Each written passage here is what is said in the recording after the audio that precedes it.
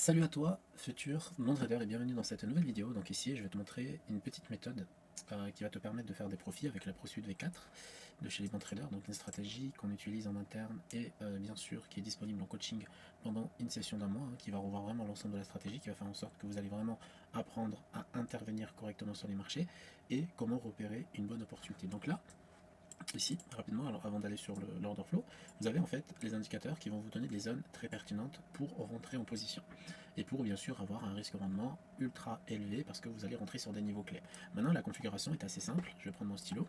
C'est le marché a fait un plus bas, le marché a fait un plus haut, le marché a cassé ce plus haut, le marché a retracé en cassant des plus bas, est arrivé sur des levels algorithmiques. À partir de là, je vais commencer à observer le footprint, c'est-à-dire que je ne vais pas regarder le footprint euh, avant, je regarde toujours après. Qu'est-ce que j'ai sur le footprint? Donc là, ici, c'est très simple. Exécution de volume ici, assez puissant, d'accord? Regardez le delta, moins 140, 230, 394, gros déséquilibre, etc. etc. Et là, d'un coup, moins 900 avec 9150, donc exécution de gros volume au marché, c'est-à-dire que le volume le plus pertinent a été exécuté, puis hop, delta transition. Ici, delta transition avec double déséquilibre, grosse zone de valeur, une petite mèche. Ouais, j'ai envie de vous dire, oui, là, il n'y a pas photo. Si on se met en pullback sur la zone de valeur, vous savez, la zone ici carrée, là, qui est colorée par l'indicateur, et bien dans ce cas-là, il y a une opportunité d'achat. Pourquoi il y a une opportunité d'achat et pourquoi cette probabilité peut, bien sûr, euh, être pertinente et nous rapporter bien sûr du cash, parce qu'on veut de toute façon on fait du trading pour gagner de l'argent, c'est pas pour faire semblant qu'on fait du trading, etc. etc. Parce que tout simplement le delta transition il est ultra important, on voit déjà que les acheteurs prennent le contrôle par rapport à la vente, ok, et on voit derrière que la zone d'équilibre est une zone qui est tout simplement en fait située sur une zone algorithmique, ce qu'on appelle une zone d'équilibre ici. Okay, on a une grosse zone d'équilibre ici et une grosse zone de déséquilibre ici.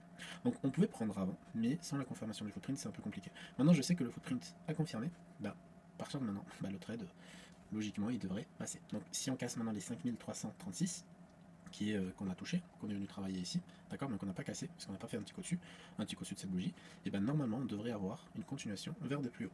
Donc là je suis sur un compte de trading que j'utilise tous les jours en live, et aujourd'hui donc on a fait deux trades, une perte et un gain, donc on a fini avec 50 $ de gain, et comme j'avais pas énormément de temps aujourd'hui, j'avais qu'une petite demi-heure pour trader, donc je me suis dit je ferai mon trading un peu plus tard, et en attendant bien sûr je le ferai en vidéo, comme ça ma communauté et mes élèves pourront suivre ce que je fais sur ce compte. Et ça vous permet aussi à vous d'apprendre et de voir ce qu'on apprend réellement en interne. Donc on va mettre pause et on va attendre que le trade se passe. Allez, on attaque la zone des 36. Donc maintenant, on attend une clôture au-dessus pour pouvoir confirmer le mouvement. On est à peu près à 5-6 ticks de profit. Donc un marché très long. On est en fin de session US, mais la volatilité normalement va se retrouver à partir du dernier quart d'heure de la session US. Mais c'est un peu dangereux de trader à ces heures-là parce qu'en fait, on a énormément de liquidation de position.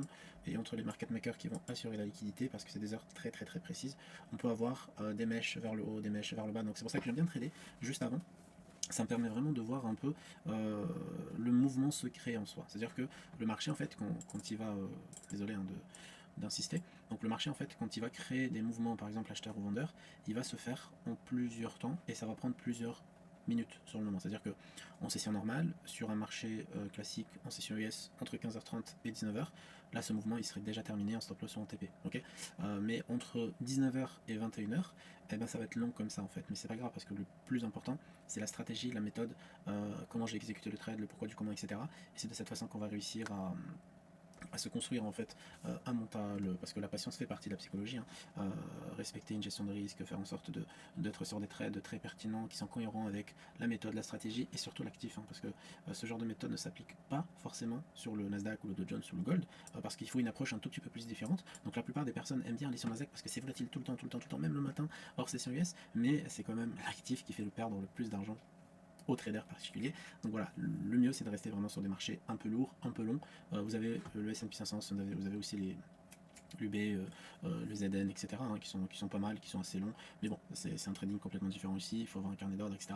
Alors que là, avec un graphique, il y a footprint et bien sûr une partie du carnet d'ordre, mais de cette façon, vous savez, le DOM sur le côté, on peut voir que là, par exemple, il y a la liquidité vendeuse, ok, qui nous attend.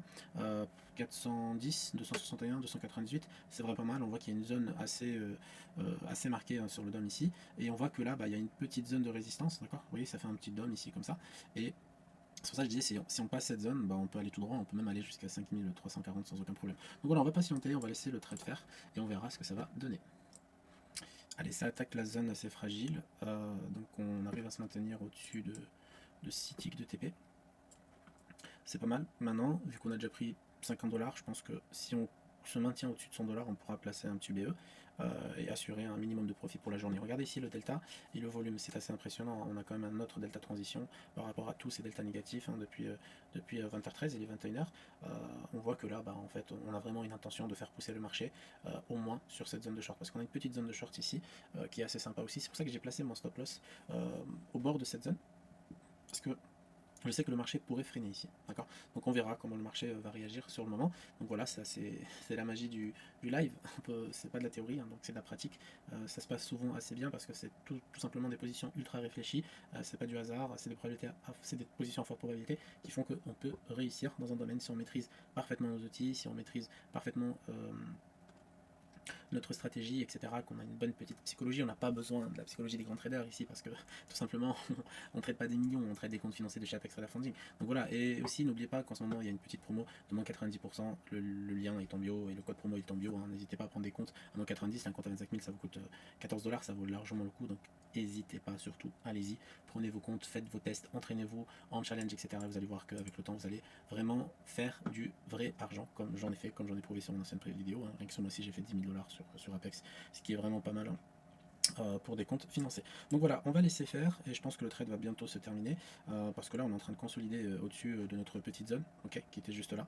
Donc on va voir s'il maintient les 5336,25. S'il les maintient, on pourra positionner notre stop loss en fait à ce niveau-là, ou peut-être par là, ce qui fera 125 $ de profit pour ce compte et pour aujourd'hui. Alors le mieux c'est que ça aille vraiment beaucoup plus haut. Bien sûr, c'est toujours mieux de gagner beaucoup plus. Alors, ça bloque toujours à ce niveau-là, ça commence à être un peu long malheureusement. Le temps défile et donc sur le graphique en M1 ça donne un truc comme ça. Ça veut dire que pour le moment ça consolide et ça retente le repassage. Mais en fait ici ce qu'on va marquer, c'est, regardez ici, la bougie footprint, d'accord, qui est une bougie range. Donc regardez avec la mèche en fait comme la mèche de rejet et la zone de valeur. Donc là on arrive sur des zones de valeur et sur la mèche on a déjà rejeté le prix. Donc c'est là qu'on doit vraiment observer si le marché va rejeter ou pas. D'accord. Si le marché ne rejette pas ici, moi je pense que le signal s'invalide malheureusement, et qu'on a été gourmand, et que j'ai été personnellement gourmand, parce que j'aurais pu sortir à 100 $ et j'avais mes 150 $ aujourd'hui sur ce compte-là, mais c'est vrai que je visais plus haut que ça. Et là, je regarde, regardez le déséquilibre vendeur ici, ok, je regarde, parce que faut toujours observer, ok, on voit grosse pression vendeuse, ok, 129, 173, 463, c'est assez énorme. Le delta qui repasse largement négatif, on a du volume exécuté qui est assez violent, et boum, on réattaque les acheteurs. Donc là, ce que je vais faire, c'est que je vais observer du coup cette zone d'absorption, parce qu'on a une zone d'absorption, c'est la zone comme ça, là, comme ici, c'est pour ça que j'ai déplacé mon stop loss. On va observer si le marché rejette, on peut être sûr et certain, en termes de probabilité toujours, hein, il n'y a aucune certitude sur les marchés, que, alors si ça résiste et qu'on crée une confirmation footprint ici, et qu'on rejette en M1 ici, sur encore une fois la zone d'équilibre, c'est que c'était tout simplement un retest et que le marché va normalement casser ce dernier plus haut qui est juste là. Okay, donc on va suivre cette position jusqu'au bout. De toute façon, on va assumer le stop loss. Hein, dans tous les cas, on n'essaie pas de sortir du scénario si on n'a pas été invalidé. Parce que pour le moment, il n'y a pas d'invalidation. Il y a un mouvement acheteur, on l'a vu. Okay, on est monté jusqu'à 100 $, jusqu'à 7-8 ticks, un truc comme ça. Maintenant, il y a un pullback sur la zone d'équilibre avec une attaque vendeuse. D'accord. Bon, je m'en doutais un peu par rapport à la zone de vente, mais on est toujours sur un flux acheteur. Donc c'est ça qui est important et c'est ça qui est intéressant. Alors, je vais mon graphique. Et donc là, je vais surveiller ce flux acheteur et je vais voir si le marché va repasser au-dessus de la zone. Maintenant, voilà, regardez, zone d'absorption ici, 5336,25, c'est toujours la même zone qui fait chier, c'est là où il y a le plus d'échanges. Donc on va voir si le marché va la traverser et si les vendeurs vont lâcher l'affaire ou pas. Donc vraiment là, c'est des probabilités. Au pire, ce qu'on pourra faire, c'est que s'il y a une confirmation, c'est tout simplement baisser le stop loss. D'accord. Donc si on a une confirmation, on baissera le stop loss de 4 ticks, si je ne me trompe pas. 10, 6, ouais, c'est ça, 4 ticks, 5 du coup. Ok, donc pour le moment, on va laisser là où il est. Voilà, on a une confirmation M1, donc pullback M1, c'est normal, on a les 50% de la bougie M1 normalement qui doivent nous protéger, et on a un volume au-dessus de la moyenne en M1, ici, vous voyez. Donc ça, c'est des stratégies qu'on apprend en interne. Vous voyez, le volume ici, au-dessus de la moyenne sur un mouvement acheteur, va être ultra intéressant à observer. Vous voyez, ça, il ne faut pas paniquer. Là, on a un mouvement de rejet, mais il ne faut pas paniquer, il ne faut pas se dire, ah, ça y est, c'est terminé, je sors. Non, on ne raisonne pas de cette façon. On essaie d'être rationnel et on attend la fin de l'invalidation. Alors l'invalidation, ce serait qu'on clôture en dessous de la zone d'absorption, mais on voit que là, ça rejette la zone d'absorption, que le delta repasse en vert, carrément, qu'on a toujours des vendeurs présents. Pourquoi? Parce qu'on a une zone de déséquilibre ici, et on a ce qu'on appelle ici la zone d'absorption. Ok. Allez, on revient réattaquer la zone, voilà, comme prévu. Donc on va laisser faire. Donc on va mettre un stop loss, un TP là, un stop loss là, et on va laisser le prix faire. Donc en soi, regardez, le profit est pas mal. on va sortir un des ticks. Allez, on va sortir et regarder le profit global est de 162 $ pour cette journée. Donc voilà un bon petit trade quand même qui a été bien exécuté. Donc voilà, je commence à perdre patience. Si ce genre de contenu t'a plu, n'hésite pas à mettre un petit like, un petit commentaire. On se retrouve pour la prochaine vidéo.